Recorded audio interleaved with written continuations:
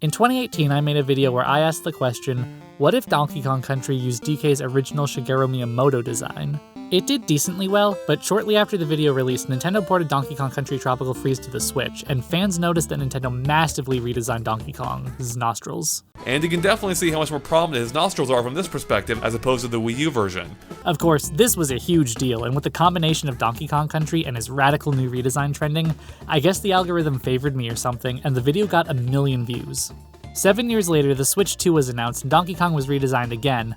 You know, a little more dramatically this time, and now the video has 2 million views, which is like 2 million more than I ever expected it to get, so thank you all so much for watching. And so I've wanted to do this for a while, but as a little celebration for the 2 million views, and because I'm really hyped on Donkey Kong right now, I just thought that I would show you all how I made it step by step, so hopefully someone out there can use this for something cool. It also gave me an excuse to remaster the sprites with the benefit of hindsight and finally fill out the entire sprite sheet, which I've uploaded to the Sprites resource for anyone to use, link in the description. Now, I did include a tutorial in the description of my other video, but I know that some people, like myself, are visual learners, and the comment section has shown me that no one reads the description, otherwise I wouldn't have 1 million people asking me for a link to the ROM hack. I'm sorry, it's just a mock-up. I wish this was a ROM hack.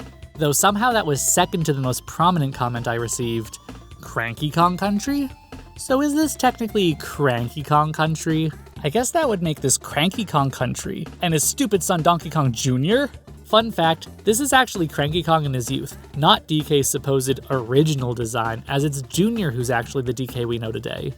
Now believe it or not, that actually ties in with the first part of this tutorial. Step 0, the idea. Here's the thing, Cranky Kong is very funny. The whole idea that Donkey Kong III is the grandson of the original arcade Donkey Kong who grew up into an old man that complains about video games today not being as good as the ones in his day, like, it is like my favorite joke in any Nintendo game, and it is a really funny piece of lore to explain why the Donkey Kong IP suddenly had a dramatic new redesign, and presumably can even be used to explain why the main character of the franchise isn't a villain anymore. You know, Donkey Kong never kidnapped anyone, it was his grandpa. It also hilariously plays into that 90s trend of rebelling against the old people who want to listen to their gramophones, but move over, Grandpa, I want to dance to my stereo. Parents just don't understand. But anyway, my what if wasn't about the in-universe canon. My video was inspired by a meta-thought on how strict Nintendo is with its IPs, and how incredible it was that at some point in time, Nintendo let some other company in some other country give one of its flagship characters a completely new look that lasted for decades. And at the time, I just never thought we'd see anything like that again, especially since the internet tends to overreact to even minor changes, and especially since we were at the tail end of the new Super Mario Bros. Era. It is me, Mario. The idea for the video was, what if Nintendo was more controlling over its IP and demanded a more faithful translation of their designs into 3D? But yes, it is also Cranky Kong Country, technically, and that is actually very funny. Anyway, this is step 0 because I figure everyone watching this already kind of has an idea of what they want to do. Maybe you want to add new funky mode to Donkey Kong Country 1, maybe you want to add Big the Cat to Sonic 3D Blast, maybe you have your own original idea, or maybe you're just here to have a good time and see how things get made. So let's get right to the point. How did I make it? Step 1. Research and gather reference. This may not feel like it's a real first step, but it's actually very important. I spent a lot of time looking at behind-the-scenes videos and studying the renders to figure out how to achieve that gross 90s CG look. Also at this stage, I had to make decisions like, do I keep the tie that was present in the Game Boy games, but not the original arcade? Yes, because it was in the original fax that Miyamoto sent to Rare for what they wanted DK to look like. I also decided that since Diddy was originally going to be DK Jr. until Nintendo said that the design was too different, I figured I'd just make him DK Jr. Again, the idea for the video was that Nintendo would be more controlling, and instead of saying, the design's too different, change the name, they'd say, the design's too different, change the design. Oh, and for those of you who are wondering what Cranky would look like in this hypothetical game, probably something like this. And K. Rool would probably be Wario. Anyway, I don't know what you plan to make with this tutorial, but my point is to study, observe, and learn as much as you can from things similar to what you want to make. It's so important I'm actually going to keep calling back to this step throughout the entire tutorial, especially in the next one. Step 2. Modeling. Okay, first of all, I'm using Maya, but everything that I'm doing can be done in any other program. Also, this is not going to be an in-depth modeling tutorial, but let's cover some of the basics of what I did. When we look at our reference images, we can see that in Donkey Kong Country 1, the style that I'm emulating, the models didn't have smooth skinning. They were all solid shapes wedged into each other. Hence DK's weird butt here, answering once and for all that butt is legs. This quirk is actually incredibly common in 3D graphics of the era, from Mario RPG to Sonic 3D Blast, and even in DK's TV show. I'm hearing voices in my head! What should I do? So my upper arm and lower arm are separate pieces with a sphere at the elbow to connect them. Same with the knee. Also, the models didn't have fur, at least in the first one. Instead, they had procedural fractal textures that act as height maps, and that's super easy to do in any 3D software. Also, as a tip, this was my initial fractal, which looks good in big renders, but when it's turned into a sprite, you can barely see it. I recommend making everything just a little bit bigger and bolder than you think it needs to be, even if it looks wrong at this scale.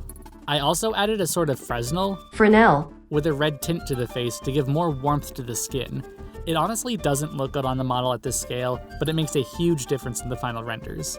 To make this in Maya, plug a ramp into color, delete the UV node, create a sampler node, press this menu thingy a few times, and then plug the facing ratio into the V channel.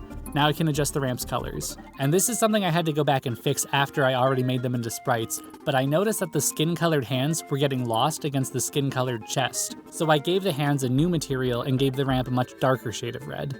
Again, when you're making the sprites, you're gonna want to exaggerate things. Now, if you wanted to be truly authentic to the time period, then technically everything should be modeled with NURBS, but I only recommend doing that if you're insane. Now that the character is modeled, rig it up however you like. This should be relatively easy given that most objects can just be parent constrained or have all their weights flooded at 100% to a single joint. Though for this I did cheat a bit. I made his tie able to bend, his hair can bend, and for some reason I guess I made his fingers bend. I gotta disagree with my past self on this. I think it would have been better to make them separate models, but they're so small you can't really even see the difference in the sprites, so who cares? But also, real quick, look how creepy they look in our reference images. They're just so bony and gross. I also added a few blend shapes to the face to give them some personality. And once it's all rigged, we can move on to step 3, animating. But actually, there's a few things you gotta do first. I'm not 100% sure how Blender works, but if you're in Maya, I highly recommend setting up a base file that you reference into your animation files, and I recommend you set it up like this. 3A, camera setup. First, I would recommend posing your character into whatever you would consider to be the default idle pose. Put in a camera with a high-ish focal lens to flatten the image. It depends on what you're making. If it's isometric, it's probably going to be as flat as you can get it, but it's up to you. But I'm guessing you probably don't want it to be wide angle. I changed it from the default 35 to 60 since I wanted it a little bit flatter, but still with a little bit of foreshortening. I also angled it 45 degrees. Since it's a side scroller, you might think that you want a 90-degree angle, putting the characters in a perfect profile view, and that might work for some styles, but looking at the original Donkey Kong Country, from Diddy to the Kremlings, we can see that they cheated the characters to the camera to make them more expressive. 45 might be a little intense, and for some poses I actually did have to swing the camera 90 degrees to be more in profile, but again, it all depends on what you're going for. Now, set the render resolution to 1K square. We're going to shrink it down later, but for now, we just want to have that square shape in the camera. And now with the camera selected, go to the attribute editor, and under display options, turn on display resolution. Personally, I like to set the gate mask color to black and the opacity to 1, but that part's optional. Point is, now you can see the square. Also, make sure to resize the window so nothing's getting cropped. 3B, resolution. Now that your camera is set up, you're going to want to figure out what size your sprites are. On the Super Nintendo, sprites are stored in 8x8 pixel tiles, and those can be combined together to create the final larger sprite. I personally recommend watching Game Hut/Coding Secrets video, Crushing Sonic to an Impossible Size, to see some of the challenges they dealt with back in the day. Anyway, my point in saying all that is that I don't believe there's a set size that a sprite needs to be, but Donkey Kong's sprite in resting position is around 40 by 40 pixels, though it varies wildly depending on the pose, sometimes going up to around 70 pixels. In order to make sure that my sprites would retain this general size, I modeled a grid with 64 by 64 squares, and I lined it up with the camera. That way I would know where every pixel would be after I shrunk the image. Then I made a 40 by 40 square, and I lined up everything so that DK was approximately the size of this square, and all the extra pixels around him are wiggle room for animation. For some reason, when I did this 7 years ago, I think I must have miscalculated something, but every sprite was enormous and needed to be shrunk down an additional 90% after the fact, and even then it was still a little bit too big. And then when I was making this tutorial, my first test sprites came out way too small because I was trying to fit a standing Donkey Kong into the same box as a hunched over Donkey Kong. So my new tip for you is to grab a sprite from your reference, turn it into a material with the filtering set to none, and put it on a plane, and then adjust the camera distance until your character standing next to the sprite feels natural.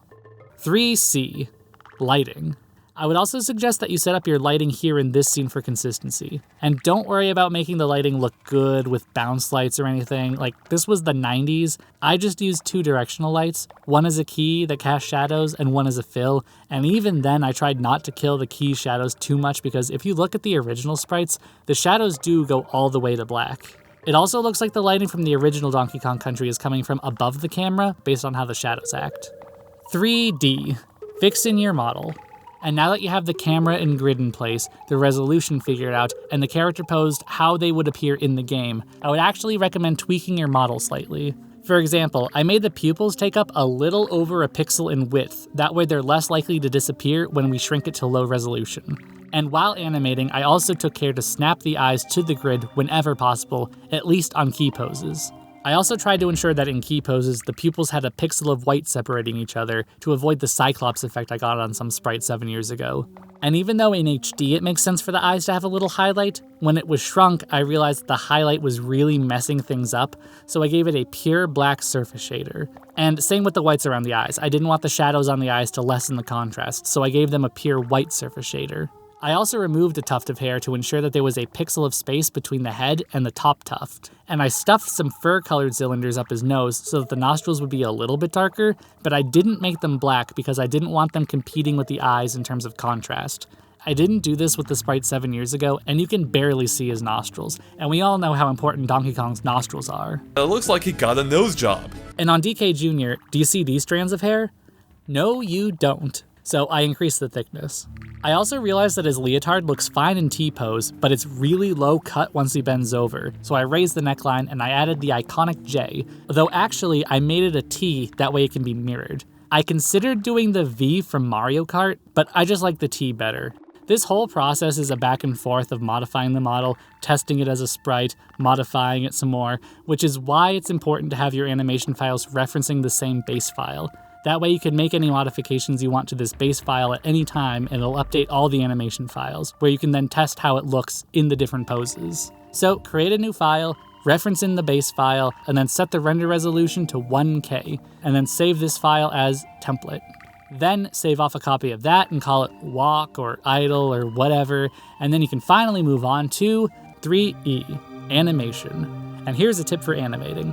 I downloaded the sprite sheet of Donkey Kong and Diddy Kong and made all the animations match 1-to-1 with the amount of frames that the original animation had. But, for those of you who commented that my animation was too smooth to look authentic, you are partially correct. My walk cycles and most other things have the correct amount of frames, but, for example, his chest-pounding idle animation, I counted 51 frames in the sprite sheet, and then I animated something with 51 frames, not realizing that some of these frames were the same frames played in reverse and some are looped. Oops. So I have fixed this in the new sprite sheet. If you're making your own thing, I recommend looking into different sources to see how many frames a typical animation has, and it's up to you, but I would err on the side of less frames, and place some of the animations in reverse for the authentic memory-saving experience. And other than that, just don't forget your basic principles of animation, squash and stretch, timing and spacing, anticipation, arcs, etc. One thing I realized while redoing my sprites is, you know how Mario is wearing those overalls to separate his arm from his body in those tiny 16 by 16 pixel sprites? Well, that's probably why Donkey Kong Jr. wears a leotard. So what the heck was I doing with this original default pose? The shoulder strap needs to be visible, that's the whole point of his design. I was completely neglecting the appeal principle of animation. And like I said earlier, make sure that key poses have important parts like the eyes aligned to the grid as best as you can. Here's some bonus cute details I put into the sprites though. Instead of slamming the ground, DK stomps the ground as a reference to him doing that in the arcade and the Game Boy game. DK beating his chest is posed exactly how it is in the arcade. Instead of doing an overhand barrel throw, I have him do an underhand barrel throw, which matches the pose of the original arcade. The pose of him riding the metal barrel is taken directly from Miyamoto's concept art. When he discovers that his banana horde is missing, I posed him like the Game Boy game's upset pose. DK Jr. jumps in the same pose that he does in the arcade. DK Jr.'s victory hops are taken from the Game Boy game. Both of their dying animations are also taken from the games. And the DK on the game select screen is a reference to the How High Can You Get screen from the arcade. Step 4. Rendering. First, you're going to want a clean and crisp render. I recommend rendering at least 4 times bigger than you need, but the bigger the better, as long as it's a power of 2, since that'll help make it cleaner when we shrink it down. I want the final size to be 64 by 64, so the 1K square option works perfectly for me, since 124 by 124 is 16 times bigger than 64 by 64. The reason that we need to render it big is because if we were to render it at 64 by 64, Maya's filters would make it way too blurry to use. I know I've seen people in Blender can render at this resolution and it looks fine with the right settings, but I couldn't find the equivalent settings in Maya, but either way we have to export it out to Photoshop anyway, and shrinking the images there is trivial. Also, for the render, don't worry about using Arnold or anything fancy. Maya software is fine, and actually I got my best results making play blasts output as PNG sequences. Again, these are supposed to be mind-boggling 90s computer graphics. Oh, and don't forget to hide the custom grid that you made, and the Maya grid, and the HUD when you're making a play blast. Step 5. Photoshop. Now that everything's rendered, it's finally time to make it look like a Super Nintendo sprite. First, I'm going to show you what needs to happen to an individual image, that way you can customize it for your needs, and then afterwards I'll show you how you can automate this process for every single sprite at once. Also, please note that I'm using Photoshop CS6, so yours may look different, and if you don't want to pay a monthly subscription to Adobe, but you missed out on buying CS6 back in 2017, there are cheap or free alternatives that can do the same thing, but unfortunately I don't believe that this works in Clip Studio Paint. The first thing you want to do is load up one frame of your animation and shrink it to the size that you want, in my case 64 by 64. When I made the video 7 years ago, I used Nearest Neighbor for the crunchy pixel effect, but based on some recent experiments, I think that bilinear filtering may be the way to go. At first, using bilinear scared me because it made things blurry and I wanted it to look like pixel art at every step in the process, but the blurriness gets fixed in the later steps, so don't worry. The next thing you'll want to do is go to Image, Mode, and then set it to Indexed Color. Under the palette, choose Local Perceptual or Local Selective. I don't know the difference and it honestly doesn't matter. Set the colors to 16 and then turn on transparency. Super Nintendo sprites are only able to have 16 colors, and that includes one of the colors being 100% transparent. If you want 8-bit graphics like DKC GBC, just set the color to 4 colors with the transparency as one of them. And honestly, you'll probably want to adjust the levels and stuff to get better contrast, but that's beyond the scope of this tutorial. Now set the palette to custom and fine-tune your palette from there. There are resources that can tell you what colors different consoles can display, and lucky for me, I could just copy Donkey Kong's palette directly. Another option to play around with is to set your dithering to either none for sharp edges on your gradients, diffusion for some dithering, pattern for your dithering to follow a pattern, and noise for more chaotic dither. This all depends on the style that you're going for. Here's a table of what all the different dithering methods look like paired with how we shrunk the sprites. For me, I personally found that no dithering was best because of the fine detail on this character, but if you had like a large flat surface, I think dithering could add some interesting texture to it. Once you have your look down, make sure to click OK, but then close without saving because we are not going to be doing this by hand for every single sprite. Step 6. Automation. Okay, open up a new blank document that's whatever size your renders are, in my case 1024 by 1024, and make sure that it's RGB colors. In the Actions window, you're going to want to click the folder icon to make a new set of actions and call it, SNESify. Note, if you don't have an Actions window, open it under Windows Actions. Now, click the little page icon to create a new action and name it something like, SNES. It will now record any actions that you do. So, go to Image, Image Size, and shrink it down to the resolution you need, in my case 64 by 64, using either bilinear or nearest neighbor, depending on what you want. And now you can see that it recorded image size, width 64, bicubic, etc. Then you go to Image, Mode, Indexed Color, and because you had clicked OK earlier, the palette should be set to Previous, which is what we want. And then you can adjust the dithering if needed. Click OK and you'll see that it recorded Convert Mode with the panel set to Previous. And last thing, go to Image, Mode, and set it back to RGB. One thing I learned the hard way is that a lot of programs like After Effects don't like indexed color files, so for most purposes you're going to need to convert them back to RGB. Now click the stop button in the actions window to stop recording, and you now have a series of steps that Photoshop can follow. So let's use them. Close out of this blank document without saving and go to File, Automate, Batch. It'll ask you what set and what actions you want to perform and on which files. Choose the folder with your renders and then choose your destination folder. Set your naming conventions. I'm just saving them in the same folder with the same name, so it'll overwrite itself, but you may want to save them in a different folder to keep the original renders. It's up to you. Click OK, and let it do its thing. While we wait, did you know? Donkey Kong can spend 5 days and 5 nights in the first level. And there you go. You now have pre-rendered 3D 16-bit graphics. You can go in and adjust them by hand if you notice any weirdness. It'll probably mostly be around finer details like the eyes, but all in all, it's a relatively simple process. And hey, even if you're not a CG artist, keep in mind, you don't actually need to make these images with Maya or Blender. Clay Fighter did stop-motion animation with actual clay, and Mortal Kombat famously compressed photos of live-action people into their game. You can probably do it too with a camera, a green screen, and some trial and error. Point is, be creative, have fun, make something. And if you guys do make something cool with this, let us all know in the comments. I probably won't see all of them, but it's better than reading "Where's the ROM hack?" over and over. Speaking of which... Okay, this was supposed to be the part of the video where I reveal that I actually did make a ROM hack for you guys, but as much as I'd love to do that, and as much as I tried, I just couldn't. There's a pretty amazing graphics editor out there by Rainbow Sprinkles that I tried, but unfortunately, like I mentioned earlier, the graphics are chopped into tiles, so edits to the character need to fit within those boxes. Now, what's really cool with this editor is that you can move the boxes around, so theoretically at least, you could move the boxes around for every single sprite by typing in the hexadecimal position for every single box on every single frame, and then pray that you have enough boxes to cover the new sprite that you made. See, what I would really need is for a program that can import the image, automatically chop it into tiles, and then place them appropriately, adding and removing new tiles whenever needed.